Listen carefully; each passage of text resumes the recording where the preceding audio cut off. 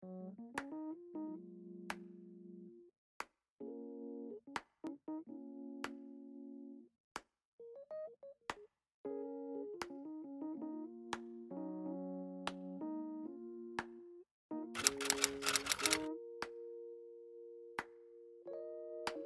my name is Victor ADDIS, grew up in London, Ontario, 32 years old, worked in sales and customer service since I was 16. I definitely enjoyed talking to people, interacting with people, being a part of big cool events in their life, and that's really kind of what excites me about being in real estate and working in that industry.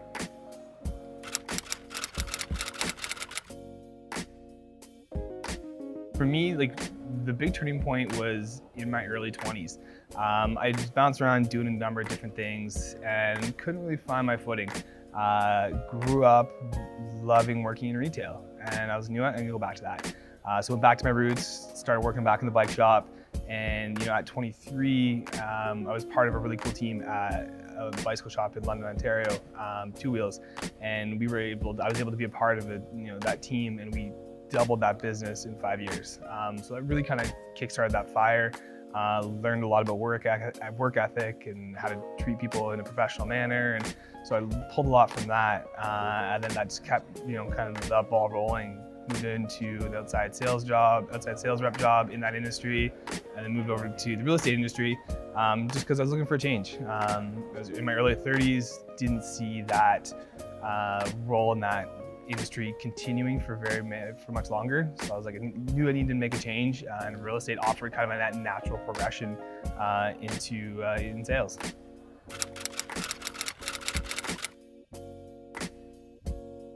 So it was kind of weird how it worked out. I have a friend who was a commercial real estate agent for Cushman & Wakefield, and I'd send him a text one day. I was like, hey dude, can we sit down and have lunch? Let me pick your brain a little bit. So we sat down and just kind of chatted. It was like, hey, what's real estate like? What are the differences? What I'm used to? What are the similarities? Do you think I would be good at it? So we had a good hour and a half conversation. And he was like, yeah, I think you'd be a natural fit for you. And he actually gave me some people to talk to in terms of who to work with. Why work with someone else over, like a Century 21. Why would you want to be in a smaller brokerage versus a bigger brokerage? And kind of gave me some ideas there, and gave me Justin's name. And I was like, you and Justin have very similar ideas in terms of your sales approach, how you treat people, what your idea of a real estate agent should be. So he connected us. He gave me his name and was like, you guys should talk. So it was super cool. And that's kind of how I got to it. It was super informal and over lunch, I think at the warehouse in London. So, but yeah, it's not romantic, but it's pretty cool.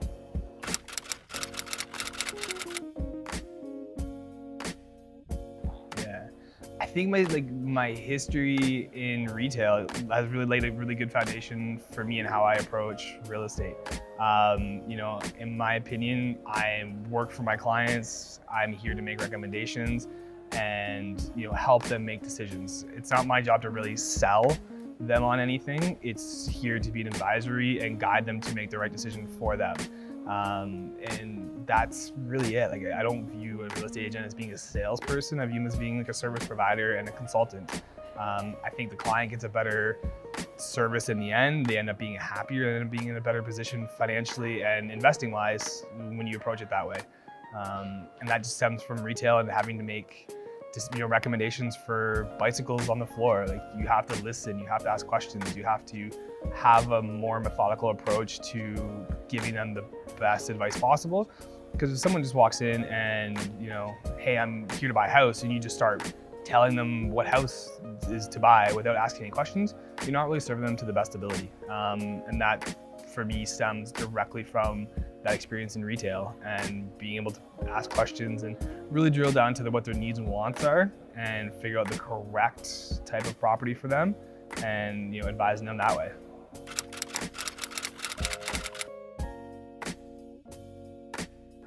I'm very methodical in the way I do things. Analytical to a certain extent. I look at numbers, I look what the data tells me. I do definitely go off my gut a little bit and say, hey, this is the way I see this trending. But I will always revert back to numbers and what the market's doing and saying.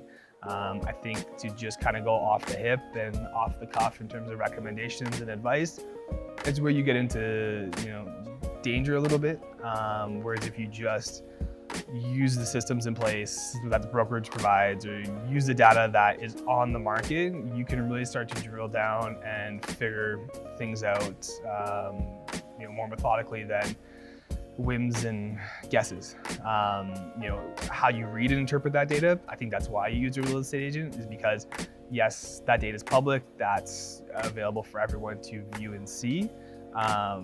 It really comes down to reading and interpreting that the right way and being able to see what's coming and knowing some of the industry inside stuff. That's really why you want to use a good agent.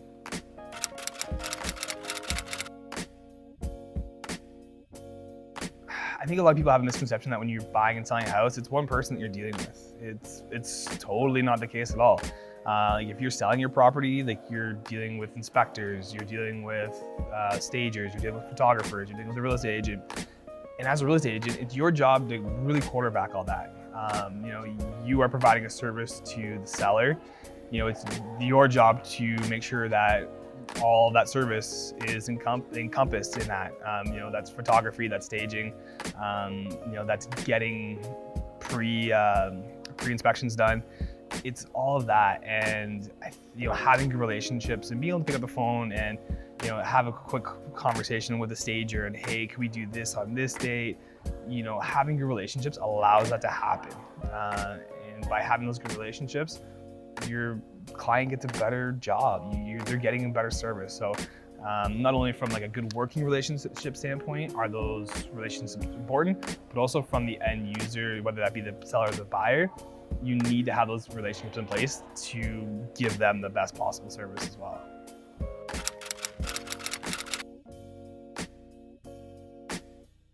Prime was it was one of those things where Justin and I, we just kind of hit it off, as weird as that may sound.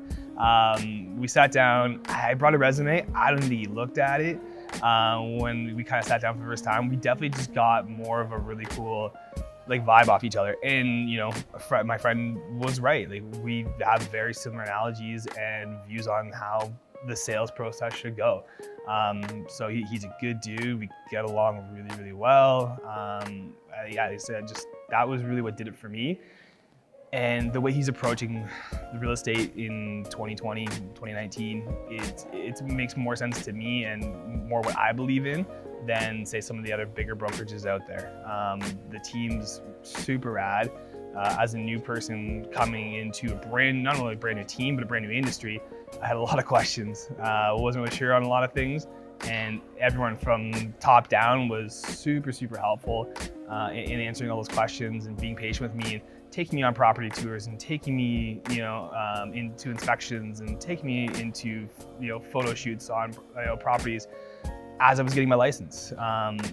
Seeing all of that for the first few months as I was finishing up my licensing made it leaps and bounds, easier when I did get my license, because I knew all the photographers, I knew the stagers, I knew the inspectors, because I'd already met them before. So having that background and that support system behind you as a new agent was, I can't tell you how valuable that was. It was super important for me.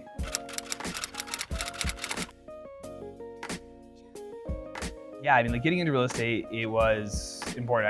I really firmly believe that you need to work with an agent that has a specialty, has a focus. There's too many variables, there's too many different types of real estate out there to do everything. So for me personally, I chose to focus on condominiums and investment properties. That's what I enjoy working with. Those are the types of people, those are the clients I have fun working with. So I believe you should enjoy going to work every day, and working with those two types of properties really allow me to enjoy my day, enjoy my job, but also it allows me to be really focused and really narrowed in terms of my research and in terms of my knowledge. There's too much inventory to keep track of everything. And so being able to focus on condos, investment properties, I know the market, I know what things are doing, I know what properties are selling for off the top of my head a lot of times without having to look too much. So at the end of the day, the seller and buyers that I work with, they're getting the best possible knowledge right away, as opposed to having to wait to get reports.